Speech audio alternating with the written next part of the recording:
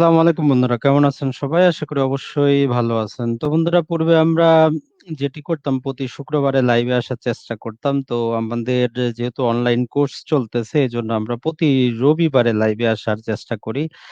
আর আজকের যে লাইভ, সেখানে আমরা আলোচনা যেটা করব সেটা হচ্ছে যে আসলে স্তর ভিত্তিক যে আমাদের খতিয়ানগুলো প্রস্তুত হয় সেই সংক্রান্ত বিষয়। আর যদি খতিয়ানে যদি ভুল থাকে, সেগুলো আমরা কিভাবে, কতদিনের মধ্যে, কোন আদালতে, কত টাকার মধ্যে আমরা সংশোধন করতে পারবো, খতিয়ানে নাম আসলেই মালিকানা চলে আসে কিনা, এই বিষয়গুলো আমরা দেখব। তো আজকে আমাদের সাথে সম্মানিত দুইজন অতিথি যুক্ত হচ্ছেন। প্রথমেই যদি আমরা দেখি যে আমাদের সাথে ঢাকা থেকে যুক্ত হচ্ছেন অ্যাডভোকেট রওশন আলী, ঢাকা জজ কোর্ট, ঢাকা। জি, অ্যাডভোকেট রওশন আলী ভাই, কেমন আছেন?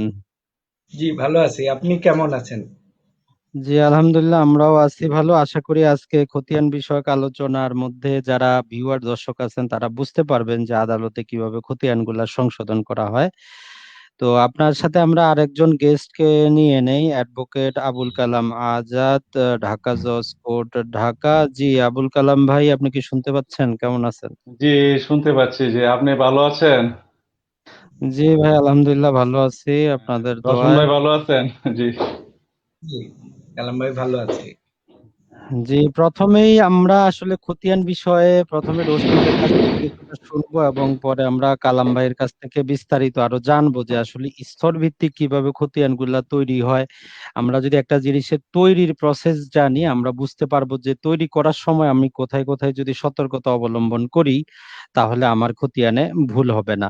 তো প্রথমেই আমরা যদি রোশন ভাইয়ের কাছে একটু জানি যে আসলে আপনারা যেহেতু প্র্যাকটিস করেন, বাস্তবে আপনার কাছে মানে কি পর্যায়ে লোকগুলো আসে, কতদিন পরে আসে, যে 10-20 বছর পরের খতিয়ানগুলো সংশোধন করার জন্য আসে, না এই যে ভূমি জরিপ সম্পন্ন হওয়ার পর পর সাথে সাথেই আসে খতিয়ান সংশোধন করার জন্য? রোশন ভাই।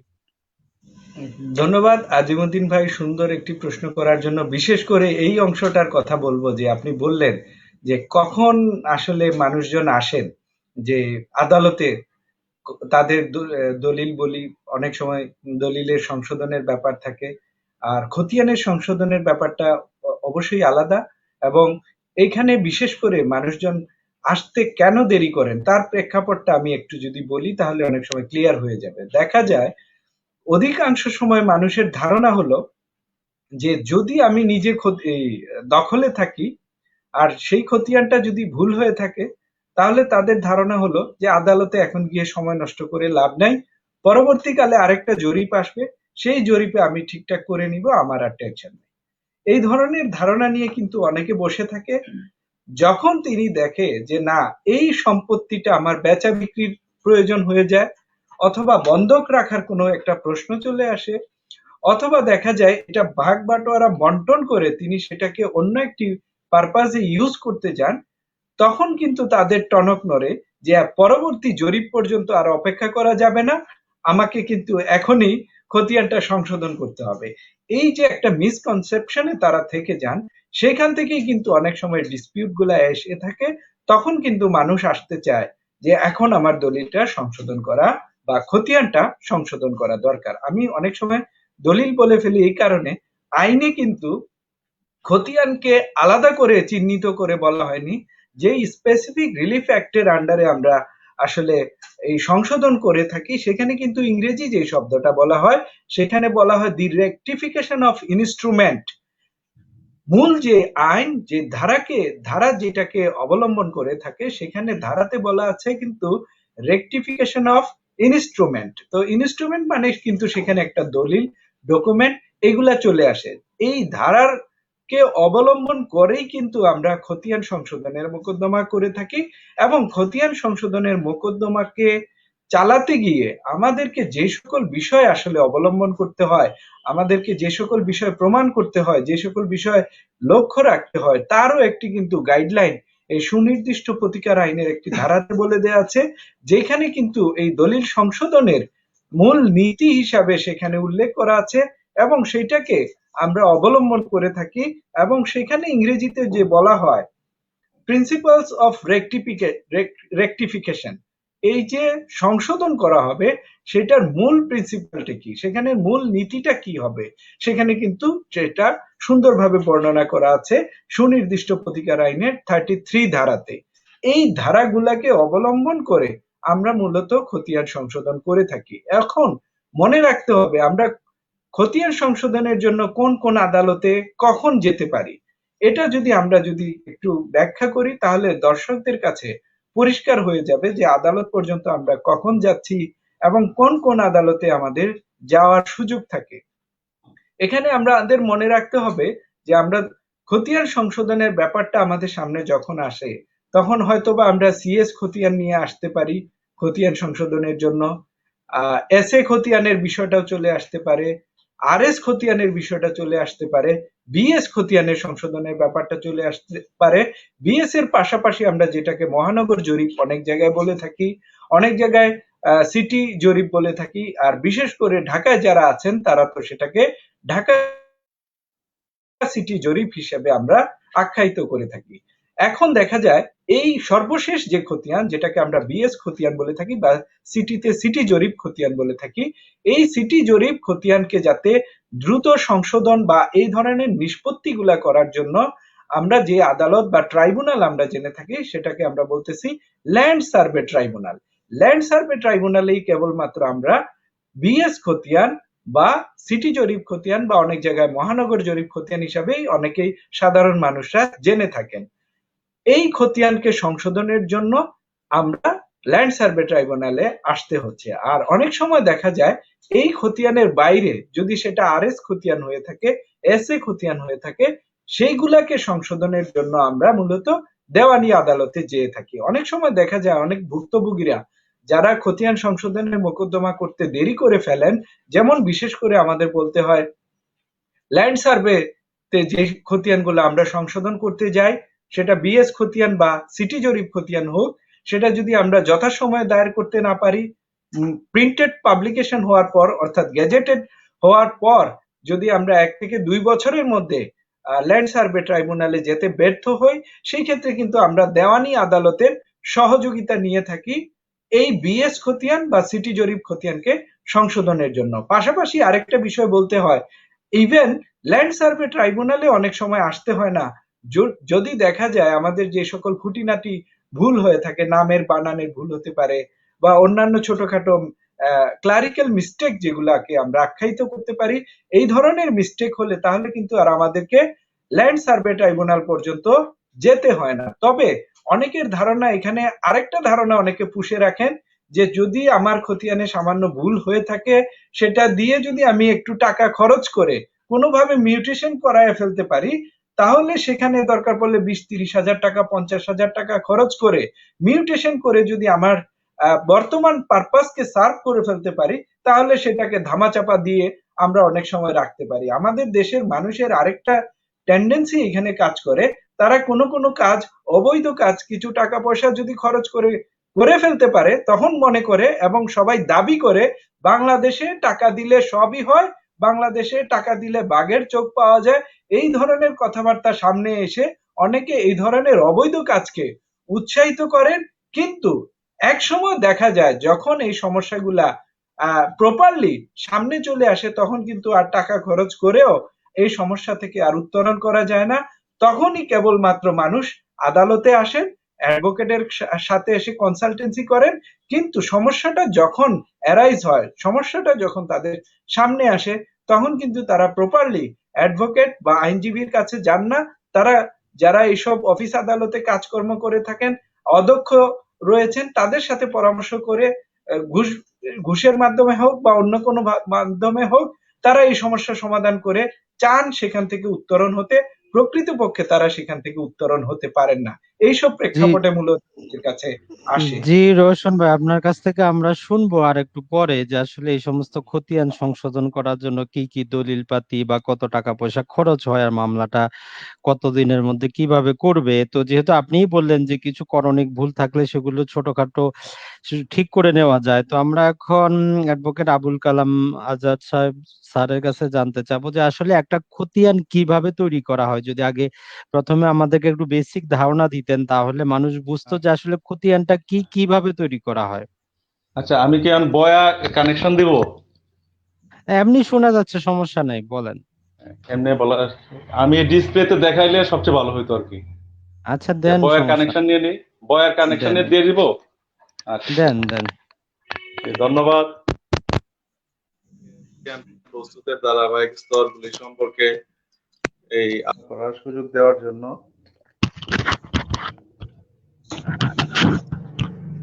হুম, আমি এখানে হ্যাঁ, আমি অ্যাডভোকেট আবুল কালাম, জজকোর্ট, ঢাকা। আমি খতিয়ান সংশ্লিষ্ট 3টা আইন বইয়ের লেখক। প্রত্যেকটা আইন বইয়ের মধ্যে এই খতিয়ানের বিভিন্ন নমুনাগুলি দেয়া আছে। আমি আজকে আলোচনা করব ভূমি জরিপের যে 4টি স্তরে যে খতিয়ানগুলি সংশোধন করা হয়, এবং প্রথম যে ভূমি জরিপের স্তর হচ্ছে খানাপুরি স্তর, কিভাবে খতিয়ানটা প্রণয়ন করা হয়, বোঝার স্তরে কিভাবে সংশোধন করা হয়, এবং তসদিক স্তরে কিভাবে সংশোধন করা হয়, আপত্তি স্তরে খতিয়ানটা কিভাবে সংশোধন করা হয়, এবং আপিল স্তরে কিভাবে সংশোধন করা হয়। এই স্তরগুলি নিয়ে সংক্ষিপ্তভাবে আলোচনা করার চেষ্টা করছি। এখানে একটি খতিয়ানের ফরমের নাম্বার হচ্ছে বাংলাদেশ ফরম নং 5462 সংশোধিত। এই ফরমের প্রথমে সর্বোপরে রয়েছে খতিয়ান নং, তারপরে লাইনে রয়েছে জেলা ঢাকা বা জেলা, থানা, মৌজার নাম, জেল নং এবং রেভিনিউ সার্ভে নং। এটা একটা নমুনা খতিয়ানের দিয়েছি এই বোঝার সুবিধার্থে। এখানে খতিয়ানের 9টি কলাম রয়েছে। 1 নং কলাম হচ্ছে ভূমি মালিকের নাম, আমি সংক্ষিপ্তভাবে বলছি। 2 নং কলাম হচ্ছে অংশ। 3 নং কলামে রাজস্ব বা ভূমি জরিপের প্রাথমিক স্তরে মৌসুমী সর্দার আমিনগণ এস এ দাগের রেফারেন্সটা ব্যবহার করে থাকেন বর্তমানে। আর 4 নং কলাম হচ্ছে দাগ নং। 5 নং কলামে হচ্ছে জমির শ্রেণী। এখানে আবার দুটো উপকলাম রয়েছে। কৃষি হচ্ছে 5-এর ক এবং অকৃষি 5-এর খ।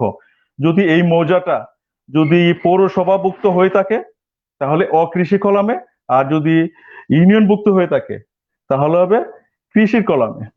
তারপরে হচ্ছে এই সংশ্লিষ্ট একটি দাগে মোট ভূমির পরিমাণ যদি আংশিক কোনো ক্ষতি হয়ে থাকে, মানে এই এখানে আছে 11%, এর মধ্যে এই খতিয়ানে আছে 5%, তাহলে মোট পরিমাণটা এখানে লেখা থাকবে। যেহেতু এই 70 নং দাগের সমুদয় সম্পত্তির মালিক হচ্ছে এই সুজন, তাহলে এখানে আসবে 7 নং কলামে হবে অত্র খতিয়ানের ভূমির অংশ, যেটা আপনার 7 নং কলামে লিখেছে। এবার 8 নং কলামে লেখা আছে অংশ অনুযায়ী জমির পরিমাণ। এটা আবার দুইটা কলামে বিভক্ত, একর এবং শতাংশ। একর হচ্ছে 8-এর ক, শতাংশ 8-এর খ। 9 নং কলাম হচ্ছে দখল বিষয়ক বা অন্যান্য বিশেষ মন্তব্য। এখন আমি আলোচনা করব ভূমি জরিপের খানাপুরি স্তরে কিভাবে খতিয়ানটা প্রণয়ন হয়। ভূমি জরিপের প্রাথমিক স্তরে সরজমিন নকশা প্রণয়ন করা হয়। নকশার মধ্যে দাগ নাম্বার বসানো হয়। এই দাগটি কোন ভূমি মালিক বুক দখল করে থাকেন তার একটা খসড়ায় একটা দখল নোট করা হয়। পরবর্তীতে ভূমি মালিকের এই মালিকগণ যেভাবে ভূমির মালিক হয়েছেন, হয়তো দলিল মূলে বা ওয়ারিশ সূত্রে, ওই তথ্যের উপর ভিত্তি করে মৌসুমী সর্দার আমিনগণ সরজমিনে ওই সংশ্লিষ্ট দাগে গমনপূর্বক 1 নং কলমে ভূমি মালিকের নাম লিখেন, যেমন সুজন পিতা রাজু সাং পূর্বপাড়া। এটা সবুজ কালি দ্বারা লিখে থাকেন। তারপরে তার অংশ হচ্ছে যেহেতু একা মালিক, এখানে 16 আনা। তারপরে সে যে নতুন দাগ হচ্ছে 70 নং দাগ, পুরনো দাগ হচ্ছে 21, এস এ দাগ 21 নাম্বার, নতুন দাগ হচ্ছে 70 নং। আর এস এ 21 নং দাগটি এসেছে এস এ 60 নং খতিয়ান হতে আগত। এটার একটা রেফারেন্স এখানে দেওয়া থাকে, এরকম গোল চিহ্ন দিয়ে এস এ খতিয়ান। আমি একটু বোঝার সুবিধাতে এস এ খং এটা সংক্ষিপ্ত ভাবে আমি লিখেছি। তারপরে জমি এই হাল দাগ নাম্বার লেখা হবে 4 নং কলামে। 5 নং কলামে যেহেতু এটা ইউনিয়নভুক্ত একটা মৌজা, এখানে শ্রেণীটা এসে কৃষি কলামে, 5-এর ক নং কৃষি কলামে। তারপরে এই দাগে সমুদ্রের ভূমির মালিক যেহেতু এই সুজন, তাহলে এখানে এই 6 নং কলামে এটা খালি থাকবে। 7 নং কলামে 16 আনা লেখা হবে। এবং এই 70 নং দাগে নকশা মোতাবেক যে জমির পরিমাণটা এসেছিল সেই পরিমাণটা এখানে বসাবে 11% বা 1100 এটা হলো ভূমি জরিপের মৌসুমী সর্দার আমিন কর্তৃক কালো কালি দ্বারা খতিয়ান প্রণয়নের প্রথম স্তর। দ্বিতীয় স্তর শুরু হবে যখন মৌসুমী সর্দার আমিন এই খতিয়ানটা বিলি করবেন। বিলি করার সময় সম্পূর্ণ কালো কালির যে কলামগুলি ছিল ওইগুলি শুধু লেখা থাকবে। আর বুজারো স্তরে মৌসুমী সর্দার আমিন সবুজ কালি ব্যবহার করে থাকবে, সবুজ কালি ব্যবহার করে থাকবেন। তখন উনি যখন খসড়া খতিয়ানটা ভূমি মালিক বরাবরে বুঝিয়ে দেন, তখন ভূমি মালিক বললেন যে আমার তো একটা দাগ রেকর্ড হয়েছে, আরেকটা দাগ আমি সরজমিনে বুক দখল করে আছি, এটা তো আমার নামে রেকর্ড হয় নাই। তখন মৌসুমী সর্দার আমিন এই 90 নম্বর দাগে যাবেন, এটা সরজমিনে দেখবেন, পরিমাণটা দেখবেন, তার নকশায় দেখবেন, তার খসড়ায় দেখবেন, দেখে ওই দাগটা এই ভূমি মালিকের নামে এটা রেকর্ডভুক্ত করবেন। এখানে 4 নং কলামে দাগ নাম্বার বসাবেন, নতুন দাগ, এবং 3 নং কলামে এই সাবেক দাগে রেফারেন্স হিসেবে এই 32 ব্যবহার করবেন। এটাও এসেছে এস এ খতিয়ান 60 নং খতিয়ান হতে, এই দাগটি। তারপর এই দাগে জমির পরিমাণ 16 আনায় এই সুজন মালিক, 16 আনার মধ্যে লেখা থাকবে 7 নং কলামে, আংশিক হলে লেখা হইতো 6 নং কলামে, তারপর হিস্সা। 16 আনা জমির পরিমাণ হচ্ছে আপনার 2400 অযুতাংশ বা 24%। 2400 অযুতাংশ বা 24%। তারপর ভূমি মালিক এই খসড়া খতিয়ানের কপি প্রাপ্ত হলেন। আর খসড়া খতিয়ানের মধ্যে এখানে দখল মানে দং মানে দখলকার, যেহেতু একজন ভূমি মালিক, এই যে এক দিয়ে মৌবলক বন্দি করা হয়েছে, এখানে মৌবলক বন্দি করা হয়েছে যাতে অন্য কোনো নাম যাতে না এই অনুপ্রবেশ কেউ না করাতে পারে বা কোনো টেম্পারিং না করতে পারে। তারপরে এটা আবার কথায় লেখাতে হবে মৌবলক এক নাম মাত্র, এটা সবুজ কালি দ্বারা মৌসুমী সর্দার আহমেদ এটা লিখে থাকেন। এখন শেষ হয়ে গেল ভূমি জরিপের মাঠ পর্যায়ে প্রথম স্তরে কালো কালি এবং দ্বিতীয় স্তরে সবুজ কালির ব্যবহার। এবার আসবো আমরা লাল কালির ব্যবহার নিয়ে। লাল কালির ব্যবহার করেন ভূমি জরিপের একজন রাজস্ব কর্মকর্তা, সেটেলমেন্ট অফিসার কর্তৃক নিযুক্ত একজন রাজস্ব কর্মকর্তা যখন সংশ্লিষ্ট মৌজার সমস্ত খতিয়ান যেগুলো ভূমি মালিক বরাবরে সরবরাহ করা হয়েছে সেই খতিয়ানগুলো উনি তসদিক করবে, একজন রাজস্ব কর্মকর্তা উনি লাল কালির ব্যবহার করবে। তসদিক স্তরে এই সুজন এর বুকদখলিয়া 70 নং দাগে যে 11% জমি রয়েছে, এই 70 নং দাগের পাশের দাগ 71 নং দাগের ভূমির মালিক একটি বিবাদ কেস দাখিল করেন 46/1997। এটা একটা কাল্পনিক নাম্বার। এটা এই বিবাদ কেস দায়ের করে উনি রাজস্ব কর্মকর্তার নিকট অভিযোগ করলেন যে আমার 71 নং দাগে আমার 1% জমি কম আছে, কিন্তু এই 1% জমি আমি মাপযোগ করে নতুন নকশা সরজমিন এবং পুরনো নকশা মাপযোগ করে দেখতে পেলাম 70 নং দাগের 11% ভূমির সহিত আমার 1% ভূমি রয়েছে।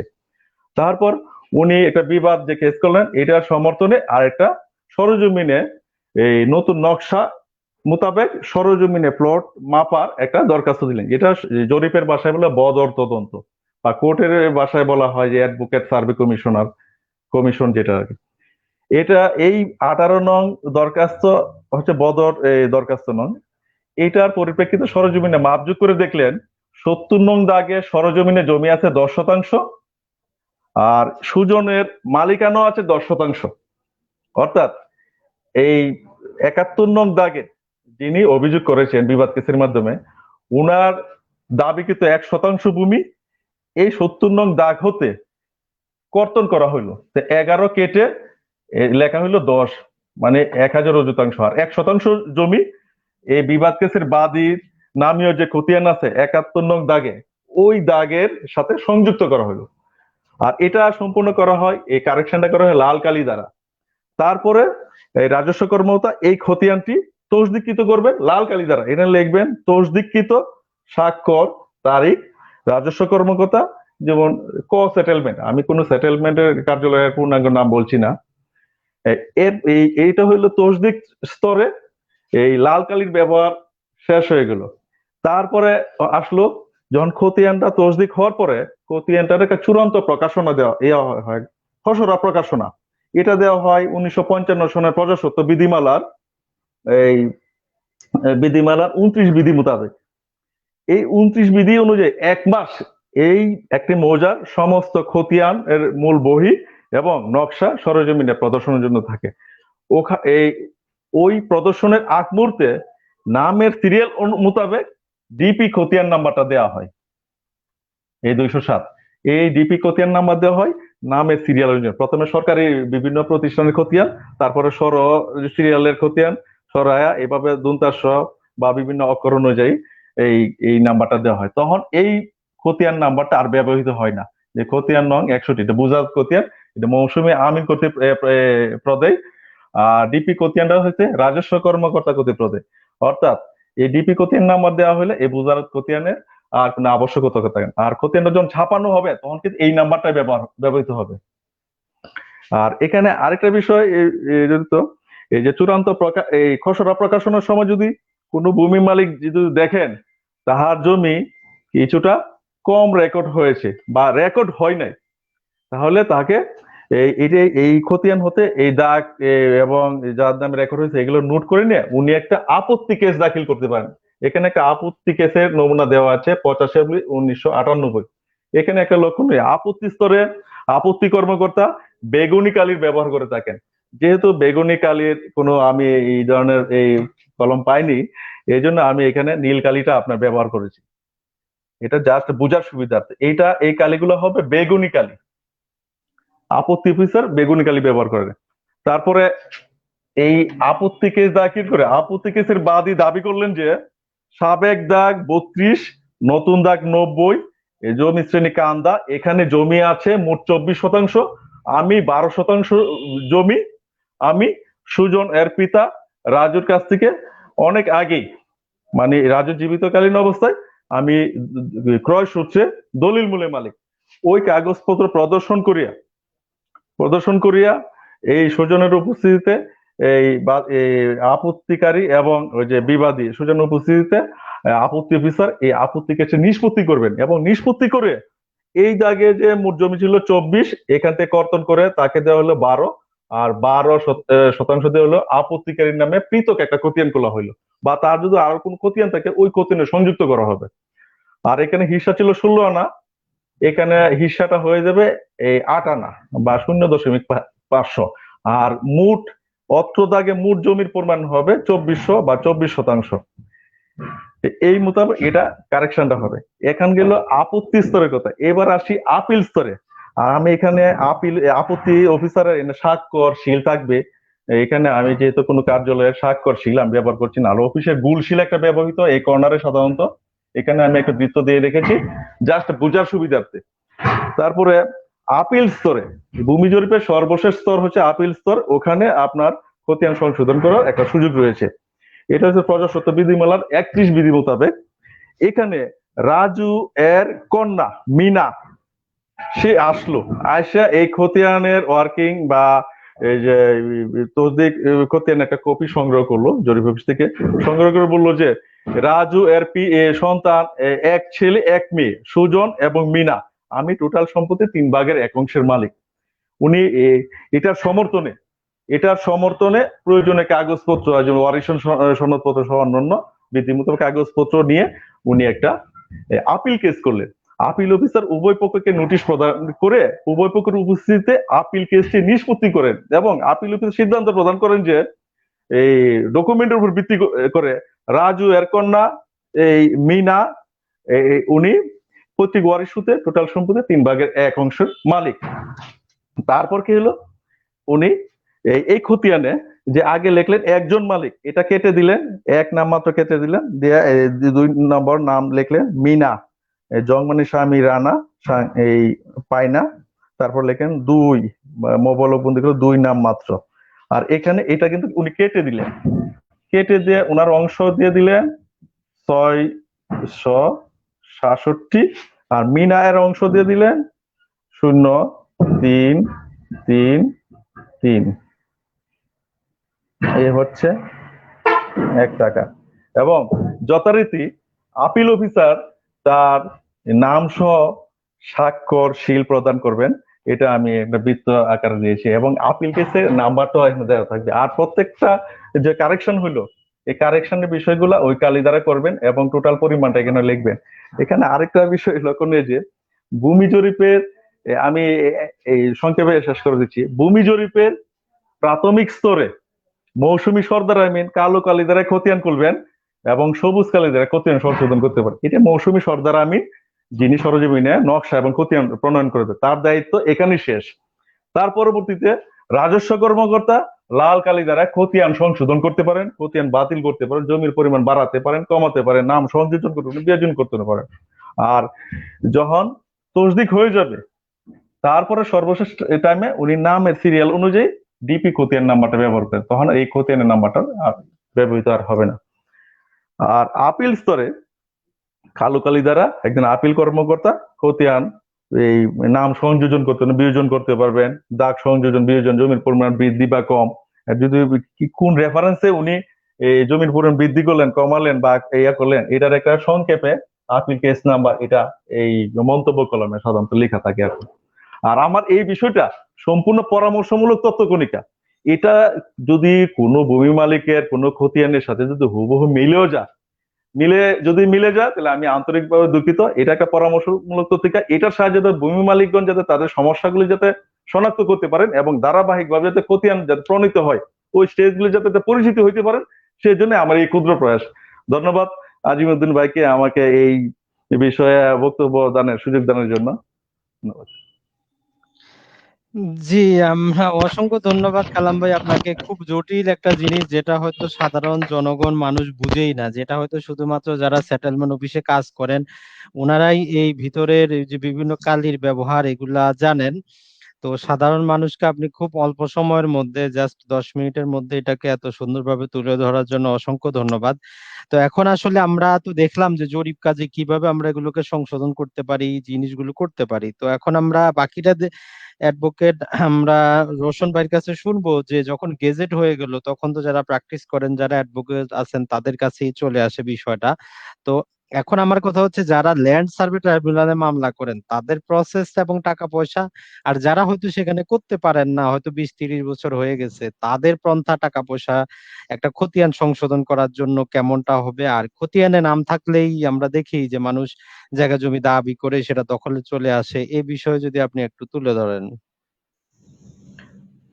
আসলে আমাদের এই সমস্যাগুলা যত দিন যাবে আমার বিশ্বাস যে আমরা যদি আহ, যথাযথ প্রক্রিয়া মেনটেন করে আগামী দিনে যে জরিপ কাজটা আসবে আমার বিশ্বাস সেখানে যদি আইনটাকে স্ট্রিক্ট করে দেওয়া হয় যে আহ, একটু লাইবিলিটি নিয়ে আসা, যারা জরিপ কাজের সাথে ইনভলভমেন্ট থাকবে তাদেরকেও যদি একটু আইনের আওতায় একটু আনা যায়, যেন একটু দায়বদ্ধতা রাখা যায়, তাহলে কিন্তু জরিপ প্রক্রিয়ার সময় জরিপ চলাকালে যে সকল আমি আমি বলবো কিছু কিছু ক্ষেত্রে কিছু কিছু অন্যায় হয়ে যায় সেইগুলাকে প্রোটেকশনের যদি কোনো একটা বন্দোবস্ত রাখা যায় আইনে, তাহলে কিন্তু অনেকাংশেই অনেক মামলা মোকদ্দমা থেকে মানুষ বেরিয়ে আসতে পারবে। আমরা বিশেষ করে যখন দেখি কোনো সিটি জরিপে, যে বিশেষ করে আপনি যে প্রশ্নটা করেছেন যে ঢাকা সিটি জরিপ আহ, চলাকালীন অবস্থায় যে সকল ভুল ভ্রান্তি বা অনিচ্ছাকৃত অনেক সময় অনেক ধরনের ভুল ভ্রান্তি খতিয়ানে চলে আসে, সেইগুলাতে মানুষ যখন মামলা মোকদ্দমায় আসেন আদালতে, ল্যান্ড সার্ভে ট্রাইব্যুনালে আসেন বা পরবর্তীতে যারা যথাসময়ে ল্যান্ড সার্ভে ট্রাইব্যুনালে আসতে পারেন না তাদেরকে যখন আমরা অ্যাডভাইস করি, পরামর্শ দেই যে আপনি দেওয়ানি আদালতে গিয়ে এই মামলাটা করে আপনার খতিয়ানটাকে সংশোধন করতে পারেন, এই সিচুয়েশনটা যখন অ্যারাইজ হয় বা এই অবস্থাটা যখন আসে তখন কোন কোন সিচুয়েশনে আমাদের কাছে মানুষজন আসেন সেই বিষয়টা যদি আমরা দেখি, এমন এমন সিলি মিস্টেক, এমন এমন কারণে দেখা যায় তার যথাযথ বিষয় থাকার পরেও তাকে কিন্তু মামলার মাধ্যমে খতিয়ান সংশোধন করে সেটাকে নিয়ে এগিয়ে যেতে হয়। আর এই খতিয়ান সংশোধনটা তিনি যদি যথাসময়ে না করতে পারেন তাহলে কিন্তু তিনি একটা সমস্যায় পড়ে যান, তার সম্পত্তি থাকা সত্ত্বেও তিনি সেই সম্পত্তি বেচা বিক্রি করতে পারেন না, ব্যাংকে মর্টগেজ রেখে লোন নিতে পারেন না, এই ধরনের সমস্যা তার সামনে চলে আসে। কিন্তু এখনকার সময়ে দেখা যায় তিনি যদি আসলে মামলাটা করতে আসেন তাহলে তার খরচ কি হবে এই আতঙ্কে কিন্তু অনেকে আদালতে আসতে চান না। এটা একটা তার কাছে আতঙ্কের বিষয় হয়ে দাঁড়ায় যে আমি অ্যাডভোকেটের কাছে যাব, তিনি কি পরিমাণে টাকা পয়সা চান, এছাড়া আদালতের প্রসিডিংসে কি পরিমাণে টাকা পয়সা লাগতে পারে, এই ধরনের বিষয় যখন একজন মানুষের সামনে চলে আসে তখন কিন্তু তিনি আতঙ্কগ্রস্ত হয়ে যাওয়ার কারণে অনেক সময় ইচ্ছা থাকা সত্ত্বেও তারা কিন্তু আদালতে আসতে চান না বা অ্যাডভোকেটের কাছে আসতে চান না। তাই আমরা খরচের দিক থেকে যদি বলতে চাই, দুইটা ভাগে আমরা খরচকে আলাদা করতে পারি। একটা হচ্ছে দেওয়ানি আদালতে যদি আমরা গিয়ে খতিয়ান সংশোধন চাই তাহলে আমরা এক ধরনের খরচ এখানে বলতে হয়, আর যদি ল্যান্ড সার্ভে ট্রাইব্যুনালে যাই তাহলে কিন্তু এক ধরনের খরচ, যদিও খরচটা 19 আর 20 পার্থক্য, কিন্তু মূল খরচটা ডিপেন্ড করবে অ্যাডভোকেটের কাছে।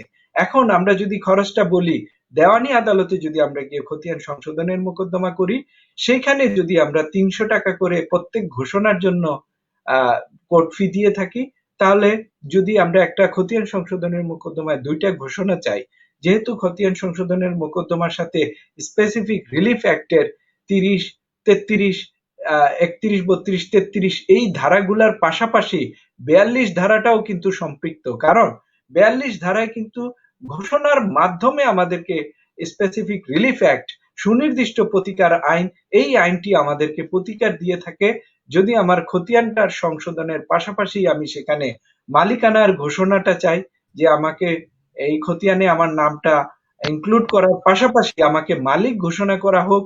ইভেন যদি আমি সেটার পাশাপাশি সেখানে আমি দখল পুনরুদ্ধারটাও চাই। এমনও জটিল জটিল মামলা আমরা দেখেছি প্র্যাকটিক্যালি করতে গিয়ে, যে শুধুমাত্র খতিয়ান সংশোধনের মামলাতেই একটা মামলা সীমাবদ্ধ থাকে না, সেই মামলাতে দেখা যায় দখল পুনরুদ্ধারের মামলাটাও চলে আসে, খতিয়ান সংশোধনের মোকদ্দমা চলে আসে, এমনকি সেখানে আমাকে মালিক হিসেবে ঘোষণা করা হোক, সত্য ঘোষণা করা হোক। এই বিষয়গুলা একটা মামলার মধ্যে ৩টা মামলাও চলে আসে। এরকম পরিস্থিতি যখন সৃষ্টি হয়, তখন কিন্তু একজন আইনজীবী এই মামলাটা পরিচালনার ক্ষেত্রে তার যোগ্যতা এবং তার পরিশ্রমের আহ, অনুপাত অনুসারে তিনি কিন্তু সেখানে তার লিগ্যাল ফিজটা চাইতে পারেন। তবে এই ধরনের মোকদ্দমায় দেখা যায় যদি শুধুমাত্র খতিয়ান সংশোধনের ঘোষণা চাওয়া হয়, তাহলে কিন্তু তিনি সিম্পল ৩০০ টাকার কোর্ট ফি সহ অন্যান্য যাবতীয় খরচ, ধরেন আরো ৫,০০০ টাকা কোর্টে সমন জারি করা, অন্যান্য ছোটখাটো যে সকল প্রসিডিংস বাবদ খরচ হয়ে থাকে, সেটা হয়তো ৩ থেকে ৫,০০০ টাকার মধ্যেই হয়ে যায়। তবে যদি দেখা যায় সমন জারি করার জটিলতা থাকে, সেখানে আরো তদবিরের বিষয় সম্পৃক্ত থাকে, যদি সেই বিষয়টা যিনি বাদী থাকবেন তিনি যদি কিছুটা দায়িত্ব নিজের ঘাড়ে নিয়ে নেন, তাহলে কিছুটা খরচ কমে আসতে পারে। আর তিনি যদি বলেন না আমি দায়িত্ব কিছুই নিব না, যিনি সংশ্লিষ্ট আইনজীবী রয়েছেন, দায়িত্বপ্রাপ্ত অ্যাডভোকেট রয়েছেন, তিনি সবকিছু প্রসেস করবেন, তিনি সবকিছু এগিয়ে নিয়ে যাবেন, সেই ক্ষেত্রে কিন্তু আইনজীবী তার পেশাগত যে ফিস রয়েছে সেটা কিন্তু সেখানে ইনক্লুড করে তিনি সেই মোকদ্দমা এগিয়ে নিয়ে যেতে পারেন। তবে মনে রাখতে হবে, খতিয়ান সংশোধনের মোকদ্দমার সাথে যদি দখল পুনরুদ্ধারের বিষয়টি চলে আসে, যদি সত্য ঘোষণা বা মালিক ঘোষণার বিষয়টি চলে আসে, সেই ক্ষেত্রে যদি মোকদ্দমার জটিলতা এবং কমপ্লেক্সিটি যদি বেড়ে যায়, সেখানে কিন্তু আইনজীবী তার লিগ্যাল ফিসটাও ইম্পোজ করে সেটাকে নিয়ে যেতে পারে। তাই স্পেসিফিক্যালি একটা নির্দিষ্ট ফিস বা একটা নির্দিষ্ট খরচ কিন্তু বলে দেওয়াটা আসলেই মুশকিল হয়ে যায়। তার কারণে এই সবকিছু মিলিয়ে প্রত্যেকের পার্টিকুলার সমস্যার উপর খরচটা ডিপেন্ড করে। এই হচ্ছে মানে ছোটখাটো আকারে বলা জি চলে যে রোশন ভাই, আপনাকে অসংখ্য ধন্যবাদ। তো আসলে আপনি যেটা বললেন যে সেটাই ঠিক, মানুষ চিন্তা করে যে কত টাকা লাগবে, আইনজীবীর কাছে যাব, অনেক টাকা পয়সা খরচ হবে, কত বছর লাগবে। তো আসলে বাস্তবতা এটাই যে আসলে টাকার খরচটাও নির্ভর করে অনেক ক্ষেত্রে যে আপনার কতটা ভুল হইলো, নোটিশ কতজন, নানা প্রকার বিষয়ের উপর। তবে সরকারি যে ফি সেটা আমরা, আপনিও যেটা বললেন, সরকারের কোষাগারে ওই ৩০০ টাকার কোর্ট ফি দিয়ে মামলা করা যায়। বাকিটা এখন মামলাটা ফাইল করার জন্য অনেক নোটিশ দিতে হয়, অনেক কিছু আর্জি দাখিল করতে হয়, নানা প্রকার বিষয় আছে। তবে এখন পর্যন্ত আমার যতটুকু জানা আছে, ল্যান্ড সার্ভে ট্রাইব্যুনালের ১,০০০ টাকা কোর্ট ফি, আপনার যদি ল্যান্ড সার্ভে ট্রাইব্যুনালে মামলা করতে হয় ১,০০০ টাকা সরকারি কোষাগারে জমা দিয়ে বাকি প্রসেসটা আপনাদের করতে হয়। তো যাক, আপনার কাছ থেকে আমরা আরেকটু শুনবো। তো আমরা এখন আমাদের যে আবুল কালাম আজাদ ভাইয়ের কাছে কিছু প্রশ্ন করবো, যেহেতু উনি আমাদেরকে খুব সহজ অল্প সময়ের মধ্যে বিষয়টা তুলে ধরলেন যে খতিয়ানের কিভাবে স্তর ভিত্তিক কাজগুলা হয়। তো এখন আমরা জানি যে খতিয়ানের মূল ভিত্তি হচ্ছে নকশা। তো এখন যদি এই নকশায় যদি ভুল হয়ে যায়, জাস্ট ওনার কাছে আমরা জানবো যে তাহলে কি করা হবে। আমরা তো খতিয়ান বুঝলাম যে খতিয়ানে আমরা বিবাদ ফর্ম দিব, আপত্তি করব, আপিল করব, করণিক ভুল ঠিক করব। এখন যদি নকশায় ভুল হয়ে যায় তাহলে আমরা কি করব, আবুল কালাম আজাদ ভাই? হ্যাঁ, ধন্যবাদ আজিমুদ্দিন ভাইকে। নকশায় ভুল বিভিন্ন ধরনের হতে পারে। যখন মৌসুমী সর্দার আমিন সরজমিনে এই নতুন প্রস্তুতকৃত নকশা নিয়ে যান, নিয়ে গিয়ে প্রত্যেকটা প্লটে কে দখলে আছেন তার নাম লেখা হয়।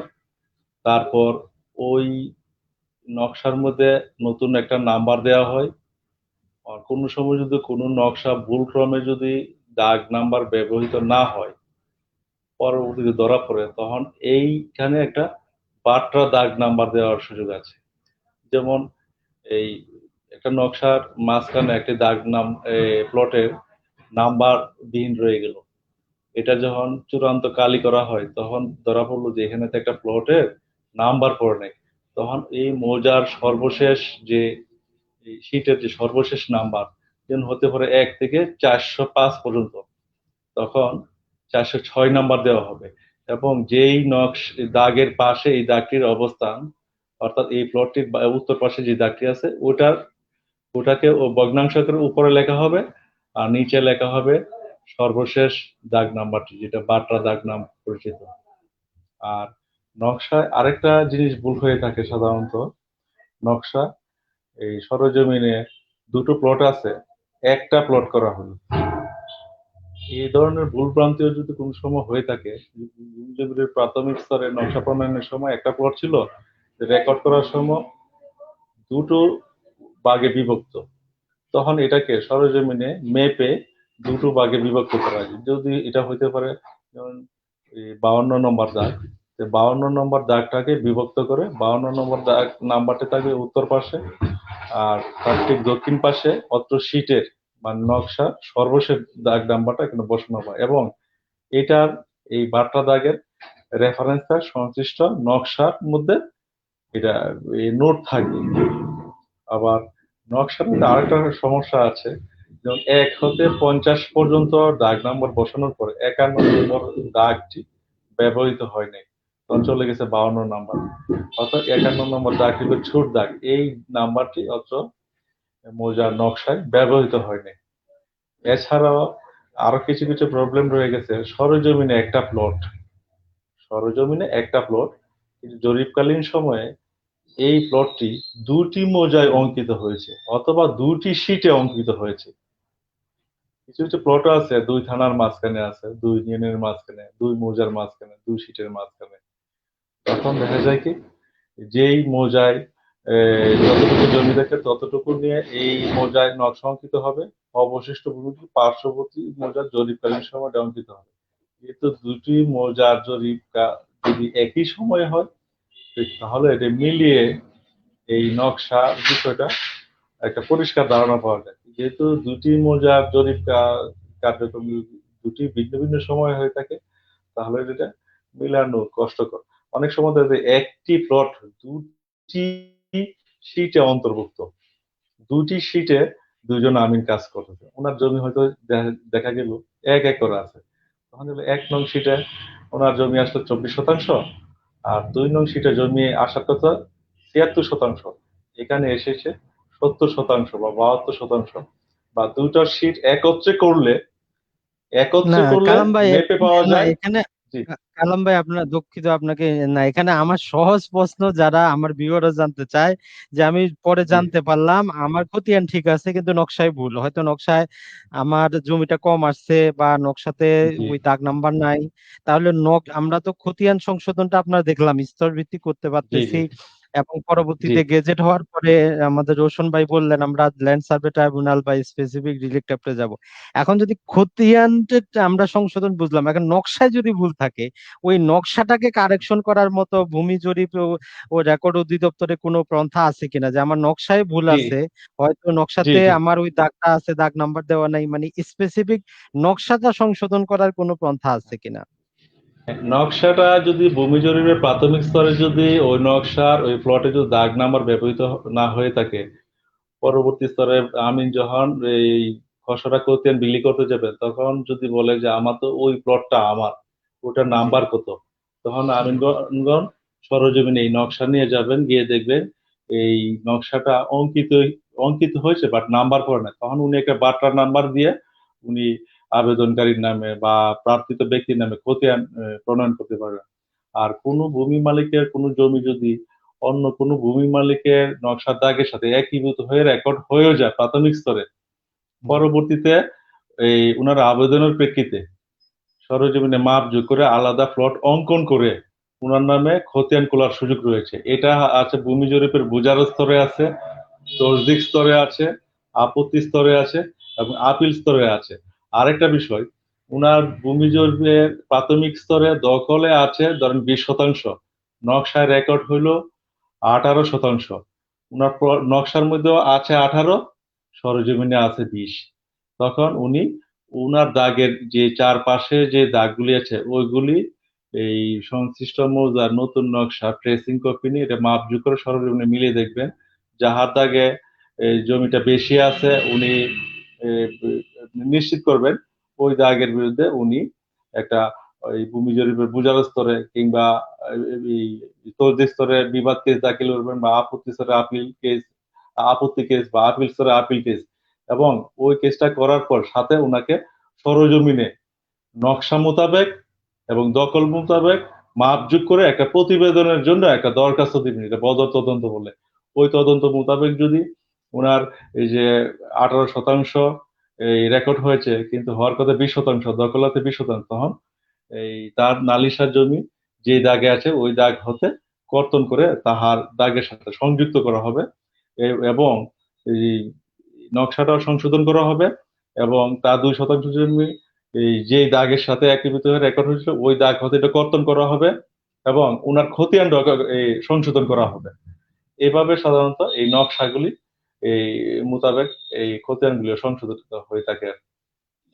জি, তবে আপনাকে বিষয়গুলো সম্পূর্ণ কারিগরি মূলক। এই বিষয়গুলো বুঝতে গেলে অনেক নকশা দ্বারা এটা ক্যালকুলেশন করে সবার জন্য মাপজোকের বিষয়। আর এটা ম্যানেজমেন্টের না, এটা সম্পূর্ণ টেকনিক্যাল বিষয়। জি না, আপনাকে মানে প্রশ্নটা করার মেইন কারণ যেটা আমার পাশের মৌজা আমার নিজের বাস্তব একটা অভিজ্ঞতা আছে, যেটা হচ্ছে কি ওই দাগে জমি হচ্ছে 5 একর 25 শতক। এখন জি ওই দাগটা একটাই দাগ, একই মালিক, কিন্তু খতিয়ানে আসছে মাত্র 25 শতক, 5 একরটা বাদ গেছে। হ্যাঁ এখন এইটা ওই ওই ওই হিসাবে গেজেট হয়ে গেছে, 25 শতক হিসাবে জি গেজেট হয়ে গেছে। তো এইভাবে জি বিভিন্ন দিন চলার পর পরবর্তীতে যখন মানুষের নামজারি করবে তো কিছু টাকা পয়সা দিয়ে ওই মূল ভলিউমে কিন্তু 25ই আছে। তো ওই দুই জি নাম্বার যে নকশায় কিন্তু যেখানে 5 একর 25, নকশায় ঠিক নকশায় আছে, আছে, সরজমিনও ঠিক আছে। যে ওই শুধু এটা এক এক নাম্বার যে বই আছে সরকারি যেটাকে গেজেট করে, ওই জি বইতে 25 শতক মানে 5 একরটা নাই। তো এটা পরবর্তীতে টাইপে আসে নাই, আমার হ্যাঁ, ধারণা টাইপে আসে নাই। আমি আমি ওইটাই একটু আর কি। বলবো, আমি বলেন। বলবো যে রওশন ভাই আগে একটা কথা বলেছেন যে ক্লারিক্যাল মিস্টেকের কথা। এটা মৌজাটা যদি গ্যাজেট হয়ে যায়, গ্যাজেট হয়ে যাওয়ার পরে ল্যান্সার ট্রাইব্যুনাল মোকদ্দমা করে এটা সংশোধন করা যাবে। তবে ল্যান্সার ট্রাইব্যুনালের মোকদ্দমার সাথে এটা সরজমিনে নকশা এরিয়া, খতিয়ানের এরিয়া এবং সরজমিনের তিনটা মিলিয়ে একটা প্রতিবেদনের আবশ্যকতা দেখা যায়। আর ওখানেও যদি সময় পার হয়ে যায়, এটা এই যে ভূমি মন্ত্রণালয়ের 2015 সনে 841 নং যে একটা সার্কুলার, ওই সার্কুলারের নির্দেশনা মোতাবেক রাজস্ব আদালত অর্থাৎ সরকারি কমিশনার ভূমি এটা ক্লারিক্যাল মিস্টেক হিসাবে এটা উনি এই সমাধান করতে পারেন। এই ক্ষেত্রে উনার কাছে দরখাস্ত করলো উনি সার্ভেয়ারকে তদন্তপূর্বক রিপোর্ট দেওয়ার জন্য আদেশ দিবেন। সার্ভেয়ার সরজমিনের এরিয়া, পুরনো নকশার এরিয়া, নতুন নকশার এরিয়া এবং প্রিন্টেড খতিয়ানের এরিয়া এবং মৌজা বহির 1 নং বহিতে যে ইন্ডেক্স আছে ওই দাগের পার্শ্বে জমির পরিমাণ যেটা আছে ওটা সবকিছু মিলিয়ে উনি যদি দেখেন সরজমিনে জমি আছে, নকশা জমি আছে, তাহলে উনি নকশা পরিমাণ বৃদ্ধির জন্য সুপারিশ পূর্বক প্রতিবেদন দাখিল করে ওই প্রতিবেদনের ভিত্তিতে ওই খতিয়ানটা সংশোধন হবে, ইন্ডেক্সটা সংশোধন হবে এবং সংশোধনের একটা কপি এই জেলা প্রশাসকের কালে রেকর্ড রুমে যাবে, অর্থাৎ আর ভূমি মালিককে একটা প্রদান করা হবে। এটা জি হচ্ছে আপনার জি এটা হচ্ছে আপনাকে রাজস্ব আদালতে। আর হুম, ভূমি জরিপ বুজার স্তরে, তসদিক স্তরে, আপিল স্তরে, আপত্তি স্তরে, প্রত্যেক স্তরে ঠিক একই প্রক্রিয়ার মাধ্যমে এটা সংশোধন করার সুযোগ রয়েছে। জি কালাম ভাই, আসবো আপনার কাছে আবার। তো একজন সার্ভেয়ার এমডি স্বামী উনি আপনার কাছে একটা প্রশ্ন করছেন যে উনি খতিয়ানের মন্তব্য কলামে 24-এর 1 ধারা মতে লিখা থাকে। তো হ্যাঁ, এটা আসলে এতে এই খতিয়ান এই এলাকা থাকে এই বিষয়ে রওশন ভাই খুব ভালো জানেন, আপনিও জানেন। আশা করি এটা রওশন ভাই এটার উত্তরটা দিবেন যে না না, এতে আপনার কাছে খতিয়ানের মন্তব্য কলম এটা লেখা থাকে। প্রশ্নটা আপনার কাছে করা হয়েছে না। হ্যাঁ, উনি আমাকে ব্যক্তিগতভাবে খুব চিনে, উনি জিপিএস মেশিন নিয়ে দেখেন বসে আছেন, উনি স্যাটেলাইটের ইমেজ টিমে যা আছে আচ্ছা, উনি যাই হোক ডিজিটাল আসলে সার্ভে, ডিজিটাল আস- সার্ভে একজন উজ্জ্বল নক্ষত্র হবে বটে। উনি আমার জি প্রত্যেকটা বিষয় শেয়ার করেন, কমেন্ট করেন, লাইক করেন। সর্বত্র জি। আমার বিষয়গুলি উনি ছড়িয়ে দেন। উনি ঢাকা সম্ভবত সাভার এলাকায় উনি বসবাস করেন। তো উনি যাই খুব হোক, ভালো। আসলে এটা অনেকেই এই প্রশ্নটা করেন যে 24-এর এক ধারা মতো লেখা থাকে। তো আসলে কথা হচ্ছে যে যখন এখনকার খতিয়ানও দেখবেন যে মিউটেশন খতিয়ানও লেখা থাকে রাজস্বটা কত, খাজনাটা কত, আপনার যে হুম, হুম, খতিয়ানটা হচ্ছে এই জমির বিপরীতে কত টাকা খাজনা, লেটেস্ট যেগুলো সেটাতে লেখা থাকে শতাংশ হিসেবে। তো এখন আপনার যদি মনে হয় বা ওই যে খতিয়ানটা প্রস্তুত করার সময় যিনি রায়ত ছিলেন, প্রজা ছিলেন, তার যদি মনে হয় যে না তার খাজনাটা একটু বেশি নেওয়া হয়েছে, উনার এটা একটা রিভিশন করার প্রয়োজন, যদি ওই খতিয়ানটাকে যে খাজনা নির্ধারণ করা হয়েছিল ওইটা রিভিশন করার ক্ষমতা এই 24-এর এক ধারায় দেওয়া আছে। যে রাজস্ব কর্মকর্তা জরিপকালীন ছিলেন উনি যদি ওইটা চেঞ্জ করেন তখন মন্তব্য কলামে উনি লিখে দেন যে 24-এর এক ধারা মোতাবেক আমি এই যে এটা রিভিশন করা হয়েছে, ওনার যে খাজনাটা নির্ধারণ করা হয়েছিল এটা কমানো হয়েছে বা বাড়ানো হয়েছে বা একই রকম রাখা হয়েছে, মানে ওইটা কমানোর জন্য বা ওইটা পরিবর্তনের জন্য একটা অ্যাপ্লিকেশন দেওয়া হয়েছে, তার বিপরীতে সেটা গ্রহণ হোক বা না হোক ওই জন্য মন্তব্য কলামে আমরা যেমন দেখলাম যে জরিপকালে মন্তব্য কলামে অসংখ্য কিছু লেখা থাকে, আপিল নাম্বার, এই যে আপিল পর্যায়ে, বিবাদ পর্যায়ে, আপত্তি পর্যায়ে, তো ওই রকম ওইটা লেখা থাকে, আর যেটাই লেখা থাকে ওই রকম হুবহু প্রিন্ট করা হয়। তো ওই জন্যই আসলে 24-এর এক ধারা লেখা থাকে, এটা স্টেট অ্যাকুইজিশন এন্ড টেন্ডেন্সি অ্যাক্টের ধারা, এই আইনটা এখনো কার্যকর আছে। আপনারা চাইলে পড়ে নিতে পারেন আইনের বই থেকে, রাষ্ট্রীয় অধিগ্রহণ এবং প্রজাস্বত্ব আইন। তো যাক, আমরা আসি আরো কিছু কার্যকর কথায়। আর আমরা তো মোটামুটি জানলাম আমাদের রোশন ভাই এবং কালাম ভাই থেকে যে খতিয়ানটা কিভাবে প্রস্তুত করা হয় আর কিভাবে আমরা সংশোধন করব। তো এখন আমরা রোশন ভাইয়ের কাছে যে মানে জাস্ট ছোটখাটো কয়েকটা প্রশ্ন করব যেগুলো সবার প্রশ্ন থাকে বা কমেন্ট সেকশনেও আছে, যে খতিয়ানে নাম থাকলেই কি জমির মালিক হয় কিনা, রোশন ভাই?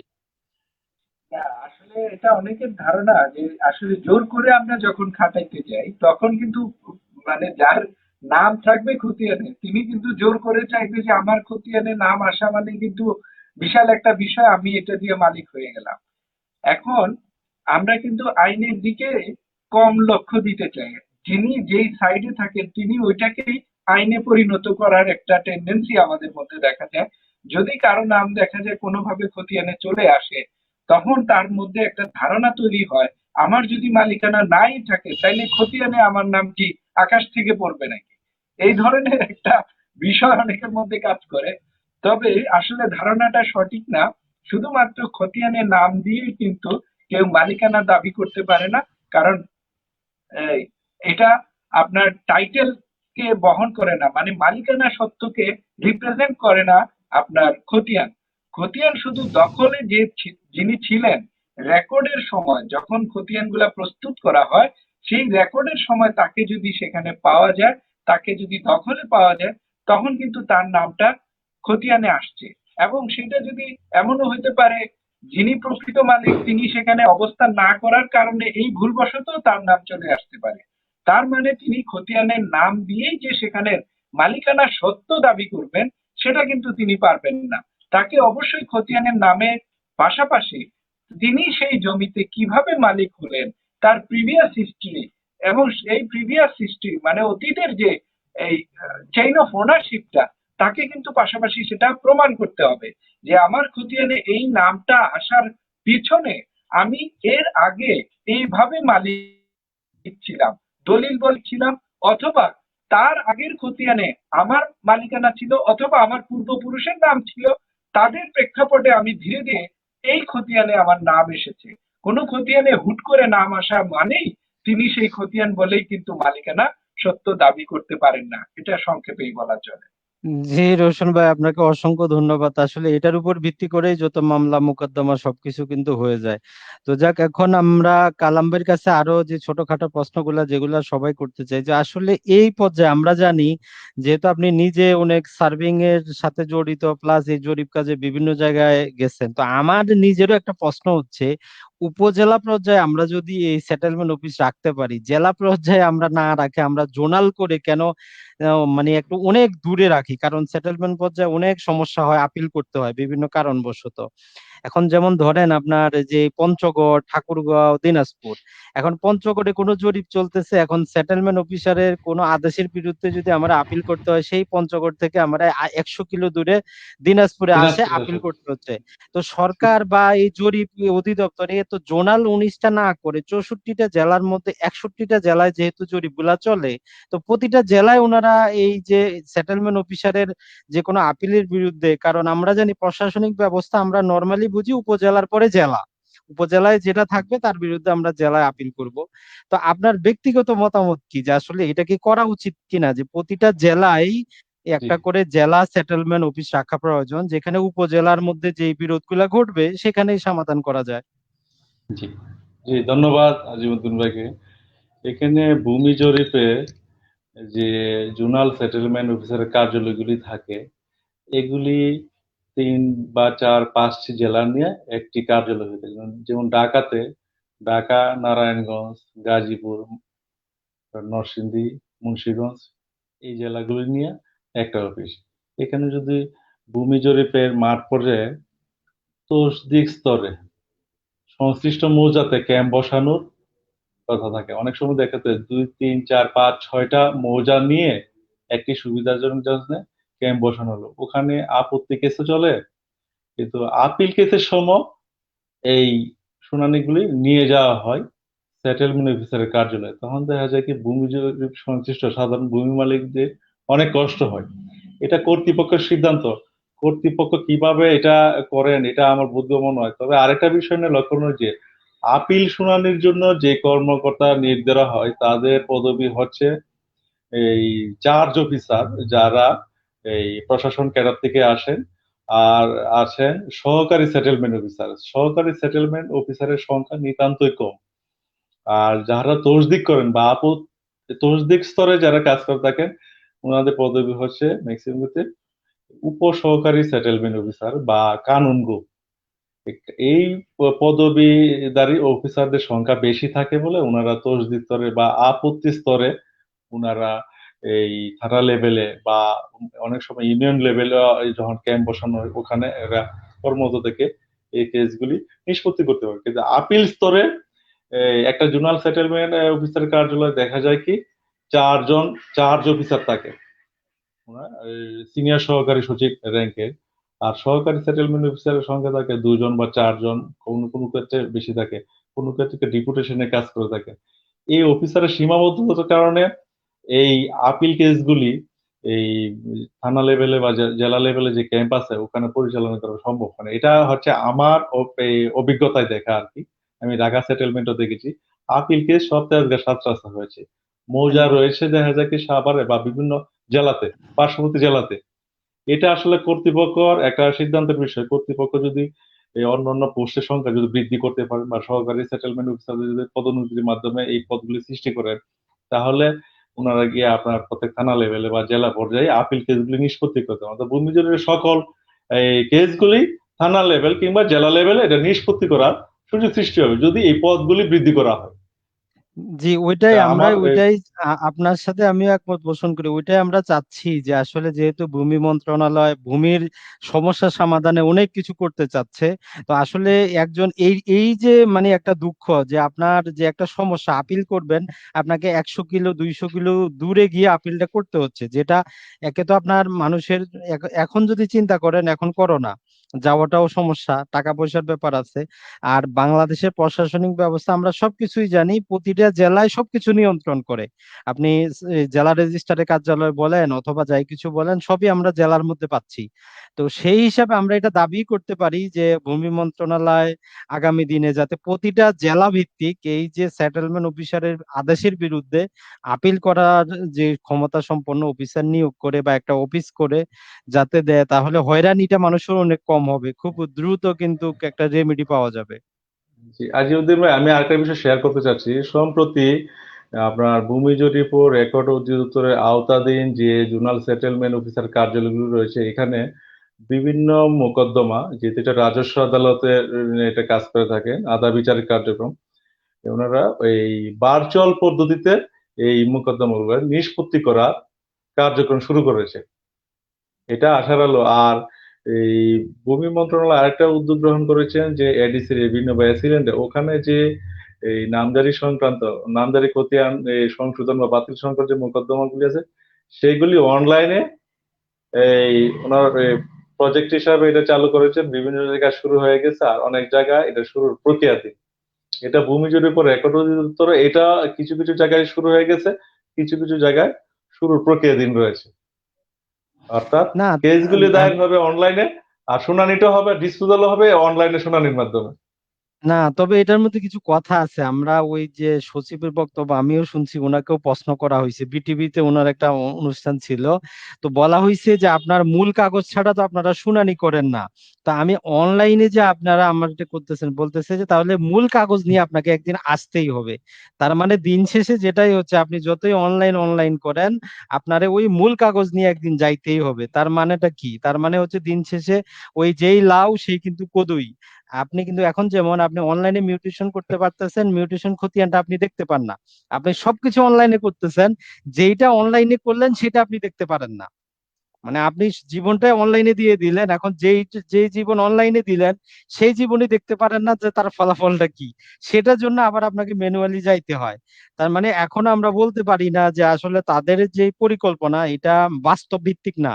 মানে বাস্তব ভিত্তিক কিন্তু না, আমি এই জন্যই বলতেছি, কারণ যেটা আপনি যখন এই যে যেটা বললেন, যদি আমাকে মূল কাগজ নিয়ে যাইতে না হইতো, তাহলে আমি বলতে পারতাম ওকে এটা একদম 100% হয়ে গেল। অনলাইনে আর আপনার আর হচ্ছে। যে জি বলেন।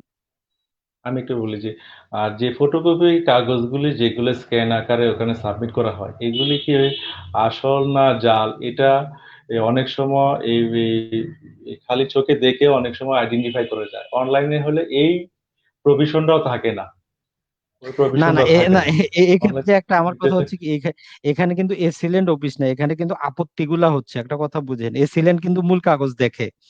এখানে কিন্তু এমন না যে ওই যেমন এটা হাইকোর্টে আপনি লয়ার কোর্টে মামলা যখন দাখিল করেন দলিলপত্র দিয়ে দিতে হয়। এখন ওই হাইকোর্ট কিন্তু আর আপনার দলিলটা বৈধ, মানে ওই যে এখানে কাটা ঘষা মানজা ওইটা কিন্তু নিম্ন আদালত সব আইডেন্টিফাই করে নেয় যে দলিলটার মালিক কে ছিল, কতটুকু কি আছে। ওই আপিলের ক্ষেত্রেও কিন্তু একই। এসিলেন্ট সাহেব কিন্তু ওনারা বলেই দেন যে এই দলিলে এতটুকু উনি মালিক ছিলেন, উনি পান না, ওই জন্য গ্রহণযোগ্য না। তো ওই জন্য আমরা আশা করতে পারি আপিল পর্যায়ে কিন্তু মানে যদি এডিশন করা না হয়, চেঞ্জ করার তো আর কোনো সুযোগ নাই। যে যে দলিল উনি সাবমিট করছেন সেটা তো এসিলেন্ট সাহেব তার রায়ের মধ্যে উল্লেখই করছেন যে কি কি দলিলগুলো সাবমিট করা হয়েছে। তো যাক, আমরাও আশা করবো এই অনুষ্ঠানের মাধ্যমে যদি হয়তো অদূর ভবিষ্যতে জেলা পর্যায়ে আমরা সেটেলমেন্ট অফিস সংক্রান্ত যে জিনিসগুলা সেগুলো পাবো, এবং অনলাইন হইলে যাতে আমরা টোটালি অনলাইন নির্ভর হইতে পারি। যে আমার যে জিনিসটা, যেটা আমি দেশের বাইরে থাকি বা দেশে থাকি, যাতে আমাকে একবার আবার না যাইতে হয়। তো যাক, আমাদের অনুষ্ঠানটা আমরা অনেক লম্বা চড়া করলাম। এখন আমরা শেষ বক্তব্য শুনবো অ্যাডভোকেট রোশন আলী সাহেবের কাছে, যেহেতু ওনারও সম্ভবত অনলাইনে হিয়ারিং করে অভ্যাস থাকার কথা। যে রোশন ভাই, ওভারঅল এই খতিয়ান সংক্রান্ত বিষয়ে আপনার মতামত কি, সাজেশন কি, অভিজ্ঞতা কি, আপনি যদি 3-4 মিনিটে একটা বলেন, যাতে যারাই দেখলো এতক্ষণ ওভারঅল তারা একটা কনসেপ্ট পায়। আসলে অনেকের কাছে এক কথায় মানে শুধু খতিয়ান নিয়েই বলবো না, ওভারঅল বিষয় যদি বলি তাহলে মানুষের মধ্যে যে আদালত নিয়ে যে একটা ভীতি কাজ করে, অ্যাডভোকেট বা আইনজীবী নিয়ে যে একটা মিসকনসেপশন মানুষের মধ্যে কাজ করে, এই জায়গা থেকে যদি আমরা বেরিয়ে আসতে পারি তাহলে কিন্তু আদালত বা আইনের যে প্রয়োগ রয়েছে সেটাকে যদি আমরা যথাযথভাবে প্রয়োগ করতে পারি তাহলে শুধুমাত্র ল্যান্ড রিলেটেড মামলায় নয় বা ল্যান্ড বা ভূমি সংক্রান্ত মোকদ্দমা সমূহই নয়, এছাড়া যে সকল প্রতিকার আমরা আদালতে পেতে চাই বা বিভিন্ন অফিস আদালত থেকে পেতে চাই বা আইনে যে সকল বর্ণনা রয়েছে আইনের প্রয়োগটাকে যদি আমরা দেখতে চাই, তাহলে আমরা যদি ব্যক্তি পর্যায়ে আইনটাকে সচেতন করতে পারি আমাদের অধিকার কি কি রয়েছে। আমরা শুধু শর্টকাট ওয়ে খুঁজতে চেষ্টা করি এখনকার সময়ে যারা আমরা বসবাস করি সবকিছুতেই, যে কিভাবে শুধু কিভাবে টাকা ঢাললেই কাজ হবে, এই ধারণা থেকে যদি আমরা বেরিয়ে না আসতে পারি তাহলে কিন্তু আইনগত জটিলতা এবং এই মামলা মোকদ্দমার যে জটিলতা এটা দিন দিন বাড়তেই থাকবে। এই জায়গা থেকে আমরা বেরিয়ে আসার জন্য দেখেন আজকাল কিন্তু আমরা যতগুলাই আইনি ইউটিউবে চ্যানেল দেখি বা ফেসবুকে দেখি বা গুগলে দেখি, বিভিন্ন তথ্য, মানুষ কিন্তু তথ্য জানার জন্য, নিজেকে সচেতন করার জন্য উদ্গ্রীব হয়ে রয়েছে।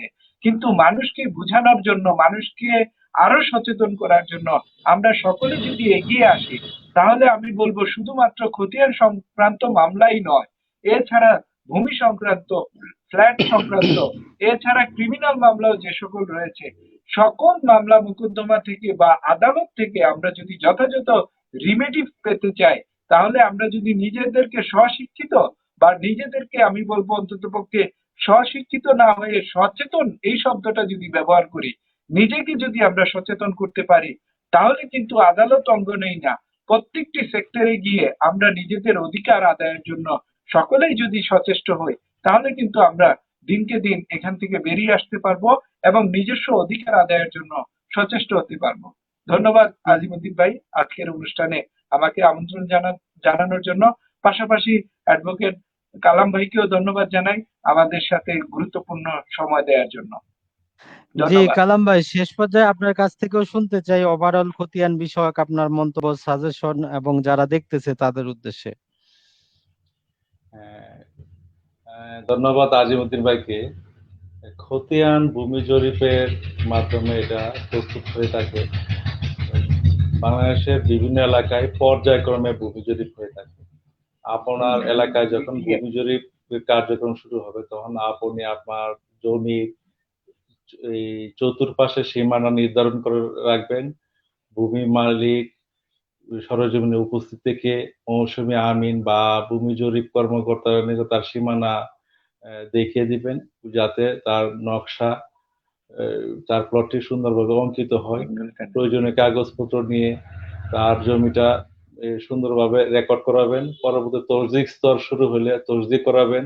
কোনো ভুল ত্রুটি হয়ে থাকে, বিবাদ কেস, আপত্তি কেস বা আপিল কেসের মাধ্যমে এটা সংশোধন করবেন। এবং খতিয়ান চূড়ান্ত বা প্রিন্টেড আকারে প্রকাশিত হলে তখন ওই প্রিন্টেড খতিয়ান সরকারি নির্ধারিত মূল্যে সংগ্রহ করবেন, সাথে প্রয়োজনীয় নকশাও সংগ্রহ করবেন। আর এর পরে যদি কোনো ক্লারিক্যাল মিস্টেক দেখা যায়, তাহলে সার্ভে এন্ড সেটেলমেন্ট 1935 এর 533, 34, 37 বিধান মোতাবেক খতিয়ানগুলি সংশোধন করার সুযোগটা দেয়, সেই সুযোগটা নিবে। এবং মৌজা গেজেট হয়ে যাওয়ার পর যদি কোনো ভুল ত্রুটি দেখা যায়, তাহলে একজন সিভিল বিষয়ে অভিজ্ঞ, অর্থাৎ জমি জমার বিষয়ে অভিজ্ঞ একজন দেওয়ানি আদালতের নিয়মিত প্র্যাকটিস নেই এমন একজন আইনজীবী নিযুক্ত ক্রমে আপনার খতিয়ান সংশোধনের মোকদ্দমা করবেন এবং যথাযথভাবে তদবির গ্রহণ করে মোকদ্দমাটি নিষ্পত্তি করার ক্ষেত্রে আইনজীবীর সাথে যোগাযোগ রাখিয়ে আপনার খতিয়ানটি সংশোধন করবেন। এবং খতিয়ান আপনার নামে প্রণীত হলে আপনার প্রতি বাংলা বছরের বৈশাখ মাসে ভূমি উন্নয়ন কর দেওয়ার চেষ্টা করবেন। ভূমি উন্নয়ন কর নিয়মিত প্রদান করতে গেলে আপনার খতিয়ানের যদি কোনো ঝামেলা থাকে, তাহলে বিষয়গুলি সহজে শনাক্ত হয়। তবে নিয়মিত ভূমি উন্নয়ন কর প্রদান করে থাকলে খতিয়ানে কোনো সমস্যা সাধারণত থাকে না। কারণ এই ভুল খতিয়ানে বা এই কোনো মোকদ্দমাভুক্ত কোনো খতিয়ানভুক্ত জমির খাজনা সাধারণ ভূমি অফিস সাধারণত নেয় না। সেজন্য সকল ফেসবুক বিয়ার বা বন্ধুদের নিকট আমার আবেদন, আপনি আপনার খতিয়ান নিজে সুরক্ষিত রাখবেন। সেই পারপাসে প্রতি বাংলা আসনের বৈশাখ মাসে আপনি ভূমি উন্নয়ন কর নিয়মিত প্রদান করবেন। ধন্যবাদ আজিমউদ্দিন ভাই। জি কালাম ভাই, অসংখ্য ধন্যবাদ আপনাকে। তো আমরা আপনাদের দুইজনকে অসংখ্য ধন্যবাদ জানাবো, এবং যারা এতক্ষণ ধরে আমাদের ভিডিওগুলো দেখলেন, ভিডিওটা লম্বা ভিডিও দেখলেন, তাদেরকে আমরা আজকে টোটাল অনুষ্ঠানের যে সারমর্ম সেটা জাস্ট আমরা 2 থেকে 3 মিনিটে একটু সামারাইজ করে দেই, তাহলে হয়তো যারা পরে জয়েন করেছেন তারাও উপকৃত হবেন যে আমাদের দুইজন বিজ্ঞ আলোচক কি আলোচনাটা করলেন, বা আপনারা এত লম্বা সময় যেটা দেখলেন সেটা একটু রিভিশন হয়ে যাবে। তো প্রথমতই কথা হচ্ছে, বাংলাদেশের 64টা জেলার মধ্যে 61টা জেলায় জরিপ কাজ চলে, যেই পার্বত্য 3টি জেলা এক্সক্লুড করা আছে, যেহেতু এই অঞ্চলে বিভিন্ন সমস্যার কারণে সরকার 1984 সালেও যদিও চেয়েছে জরিপ করতে পারেনি, তাই বাকি 61টা জেলায় সরকার তার প্রয়োজনে বিভিন্ন সময় বিভিন্ন রকম জরিপ কাজ করে, যেগুলো আমরা জানি পূর্বে করেছে সিএস, এসএ, আরএস, বর্তমানে বিএস বা বিআরএস চলতেছে। তো জরিপ কাজটা টোটালি একটা স্তর ভিত্তিক কাজ। আপনার যে জমি দখলে আছে সেই জমিটা যেই আপনার কাছে খতিয়ানের নাম থাকতে পারে, আপনি পৈতৃক সূত্রে মালিক হতে পারেন, ক্রয় সূত্রে হতে পারেন অথবা অন্য কোনো টাইটেল সূত্রে হতে পারেন, যেমন নিলাম সার্টিফিকেট, আদালতের ডিক্রি, অসংখ্য কিছু হতে পারে। তো যখন জরিপ আমিন যারা আছেন, যাদেরকে আমরা বলি যে যেখানে ৩ জন আমিন থাকেন, যে বদর আমিন, সর্দার আমিন এবং চেইনম্যান, মূলত এই ৩ জনেরই কাজ জরিপ কাজগুলা করা। তো আপনি আপনার জমির সীমানাটা ভালো করে দেখায় দিবেন যে আপনার জমির সীমানাটা কোথায় কি পর্যন্ত। তো উনারা মাপঝোঁক করে পরবর্তীতে আপনাকে প্রাথমিক একটা খসড়া খতিয়ান দেন, যেটা হাতে লেখা থাকে, যেখানে কোনো রাজস্ব অফিসার বা কোনো সরকারি সিল থাকে না। তো এখানে একটা খতিয়ান নাম্বার থাকে।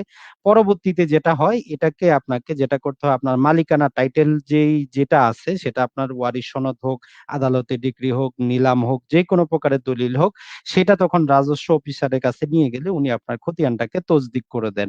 এ পর্যায়ে যদি আপনার কোনো ভুলভ্রান্তি ধরা পড়ে, তখন আপনি সেখানে খুব সহজেই মাত্র কয়েক টাকা খরচ করে সেটাকে সংশোধন করে নিতে পারেন। তো তসদিকের পর যেটা করা হয়, এই যে খতিয়ানগুলাকে একটা ভলিউম আকারে প্রকাশ করা হয়, যেটাকে আমরা বলি ডিপি খতিয়ান বা ড্রাফট পাবলিকেশন। তো এ পর্যায়ে যদি আপনি ভুলভ্রান্তি ধরা পড়ে, তখন প্রজাস্বত্ব বিধিমালা ৩০ ধারা মোতাবেক আপনি আপত্তি দাখিল করতে পারেন। এই যে আপনি আপত্তি দাখিল করলেন, সেখানে আপনার মালিকানা সংক্রান্ত বা দখল সংক্রান্ত যাবতীয় কিছুর জন্য আবেদন করতে পারেন।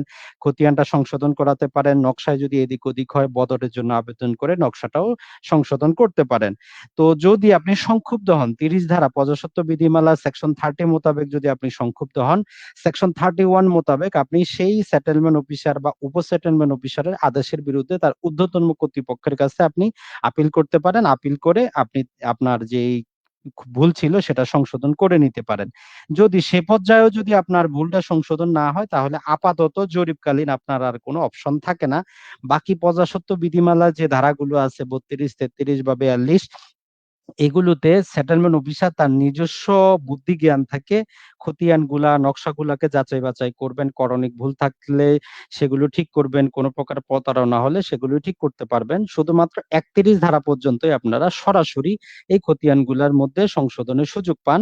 এই জরিপকালীন চলার সময় আপনি কোনো দেওয়ানি আদালতে মামলাও করতে পারবেন না যে আপনার এটা সংশোধন করা হোক, যতদিন পর্যন্ত না সেটা একটা গেজেট আকারে সরকারি ফাইনালি হচ্ছে।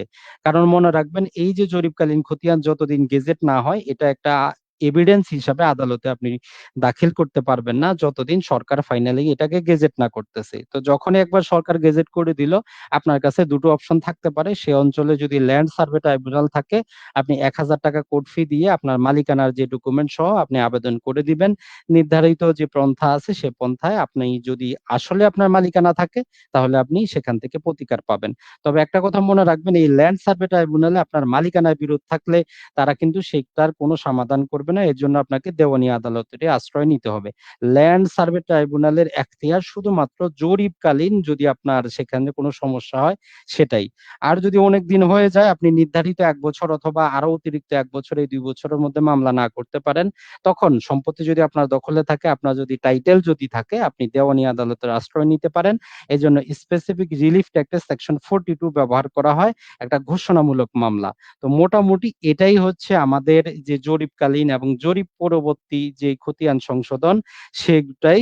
তো জাস্ট আমি ৪ থেকে ৪.৫ মিনিট নিলাম। ২ জনকে আমি সরি বলবো যে আপনাদেরকে ৪ মিনিট আমি আমার অনুষ্ঠানে আরো বেশি করে যুক্ত করে রাখলাম।